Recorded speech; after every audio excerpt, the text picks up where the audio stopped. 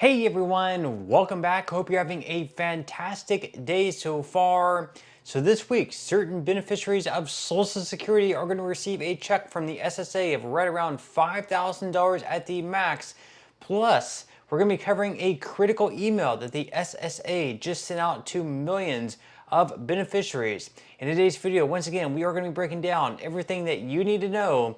But before we go ahead and dive into for today, if you would like to explore potential huge savings on your Medicare plan, then you might want to consider giving Chapter a call today. You see, historically, the average person who works with Chapter saves right around $1,100 on their Medicare plan. So what do you have to lose?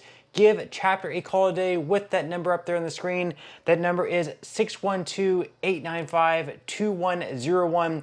That is 612-895-2101. And again, the average person who works with Chapter saves right around $1,100. The call is completely free. What do you have to lose? And thank you to Chapter for sponsoring today's video. Okay, so diving right into it for today. So just a couple of days ago, the Social Security Administration sent out a widespread email to everyone who is subscribed to their email list. And quite frankly, it sent through a lot of confusion among people who receive Social Security benefits. So they're going to be diving into that email, what it meant, and is it exactly true? So according to Axios, millions of Americans got a confusing email from the Social Security Administration over the weekend celebrating the passage of the big, beautiful bill.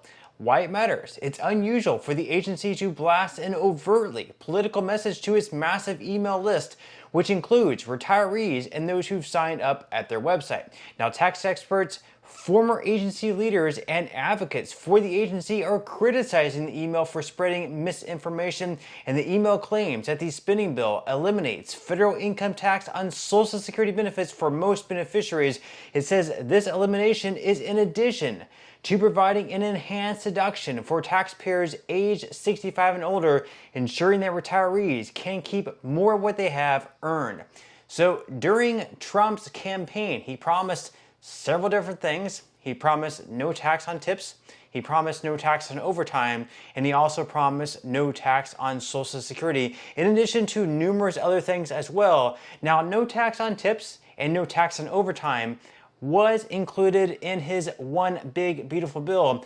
However, no tax on Social Security was not included. So with the passage of this bill, some people who receive Social Security benefits are still going to have to pay a small percentage or somewhat of a percentage in taxes on their benefits. Now, they are estimating that at this point, I think it's like 10% or something like that. 90% of Social Security beneficiaries are not going to be paying any tax. That is because they are going to be lifting the standard deduction an additional $6,000 for single filers and $12,000 for those filing jointly. So they are not completely eliminating taxes, but they are lifting the standard deduction for those aged 65 and older by an additional $6,000 to $12,000, depending on how you file for your benefits. So that's going to be a pretty good perk with that.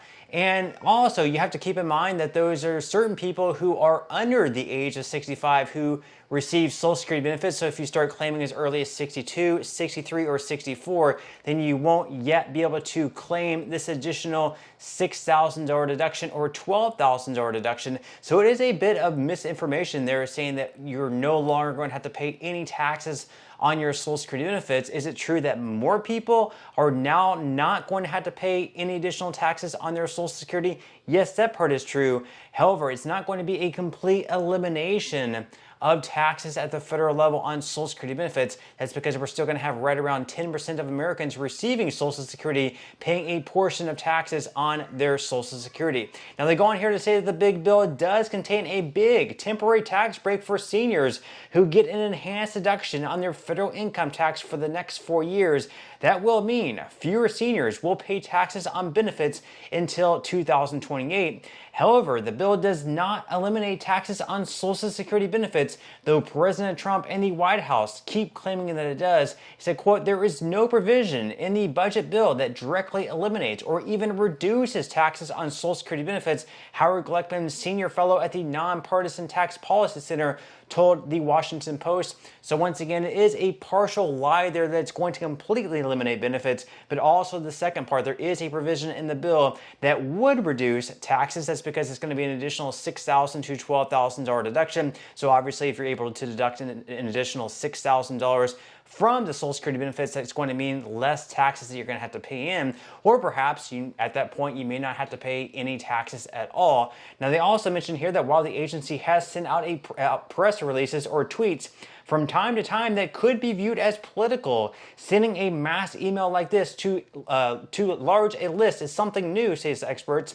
The Social Security Administration's communication shop has been politicized, wrote Nathan Osborne, a former deputy commissioner for the agency during the Biden administration. And then Leland Duck said that he agreed. Now, so again, obviously there's going to be people who receive this email who might not necessarily agree with everything that Trump does. Maybe they're a Republican where they don't completely agree with Trump. Maybe they're a Democrat and they don't hate Trump, but they're just not the biggest fan of him. And then of course there's going to be people who receive this email who absolutely despise Trump. So they're claiming this is a political message, that it should not have been sent out, that Social Security should be apolitical, which is true. But at the same time, I guess SSA has sort of become that over the years, because the last commissioner of Social Security, Martin O'Malley, was doing sort of the same thing, and they actually found him to have been in violation of the Hatch Act. So you can see up on the screen there from the Hill, one of the things that he said in an interview is that he said that he certainly can't tell anybody who to vote for, but I can tell you that the proposals that are coming from Donald Trump would quickly deplete Social Security, and we wouldn't be able to pass it on to our kids as our grandparents passed it on to us. So basically, when it was between Trump and Kamala Harris, he was saying, I'm not going to tell you to vote for Kamala Harris. I'm not going to tell you to not vote for Trump, but Trump's policies would deplete Social Security and make it so it's not available to your grandkids. That's pretty much a way of, being the commissioner of SSA and telling people who to vote for without exactly telling them who to vote for. And then, of course, this past year, he was making these statements saying that Social Security checks would no longer go out, that there would be these huge delays because of what Elon Musk and Doge was doing, that within the next 30 to 90 days, he saw a pause in payments. That didn't exactly happen either. So, it's sort of kind of the same thing between Democrats and Republicans. It doesn't matter who's in the administration. It seems like SSA is going to be sort of politicized from here on out. We'll have to see what happens, though. And of course, in the main topic of today's video, once again, later on this week, on Wednesday to be exact, certain beneficiaries of Social Security are going to be receiving their check for the month of July. These checks are going to be worth all the way up to $5,108, according to Newsweek. So they say that on Wednesday, July 9th, payments are scheduled for any retirement, spousal, or survivor benefit who had a birthday between the 1st and 10th of any given month. So if you were born between the 1st and 10th of any given month, you can expect to receive your check in your bank account deposited on Wednesday this week, once again, July 9th. Now, recipients who do not receive their payment on the scheduled date should wait 3 working days before contacting the Social Security Administration.